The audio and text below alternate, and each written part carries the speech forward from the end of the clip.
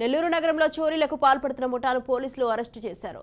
9 police స్టేషన్ల పరిధిలో నమోదైన కేసులో 6 మంది ముద్దాయిలను అరెస్టు చేసి వారి నుంచి 13,47,500 రూపాయల విలువల గల బంగారు, వెండి ఆభరణాలు, 2 బైకులను స్వాధీనం చేసుకున్నారు. ఇక వీరిలో 3 నెల్లూరు నగరానికి చెందిన వారు కాగా మరో 3 కాకినాడకు చెందిన వ్యక్తులుగా పోలీసులు గుర్తించిన వారిపై కేసు నమోదు చేశారు. ఇక శాంతి భద్రతలకు విఘాతం కలిగిస్తే కఠిన చర్యలు తప్పవని నెల్లూరు జిల్లా ఎస్పీ కృష్ణకాంత్ హెచ్చరించారు. ప్రజలు కూడా అప్రమత్తంగా ఉండాలని, ఇంటిలో ఎలాంటి బంగారం, డబ్బు ఉంచవద్దని, లాకర్లలో భద్రపరచుకోవాలని సూచించారు. గంజాయి, డ్రగ్స్ కు యువత బానిసలు కాకుండా జాగ్రత్తలు పాటించాలని కృష్ణకాంత్ పిలుపునిచ్చారు. 6 మంది ముద్దాయిల్లో 3 నెల్లూరుకు సంబంధించిన వాళ్ళు, మిగతా 3 కాకినాడకు సంబంధించిన వాళ్ళు ఉన్నారు. ఇది ఎలా జరిగిందంటే, ఈ ముద్దాయిలు ఎవరైతే ఉన్నారో అంతకుముందు ప్రాపర్టీ అఫెన్స్లో ఇన్వాల్వ్ అయ్యి వేరే కేసులు ఇన్వాల్వ్ అయిన వాళ్ళు జైల్లో పరిచయమై, సో వాళ్ళ ద్వారా ఈ నెల్లూరు అఫెండర్స్ ద్వారా కాకినాడకు సంబంధించిన వాళ్ళు ఇక్కడికి వచ్చి మన దగ్గర ఈ అఫెన్సెస్ చేయడం జరిగింది.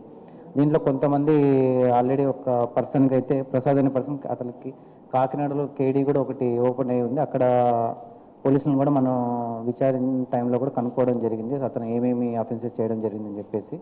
సో దాంతోపాటు ఏంటంటే దాదాపుగా మనము ఈ అఫెన్స్లో 400 తర్వాత 372 గ్రాముల దాకా బంగారు,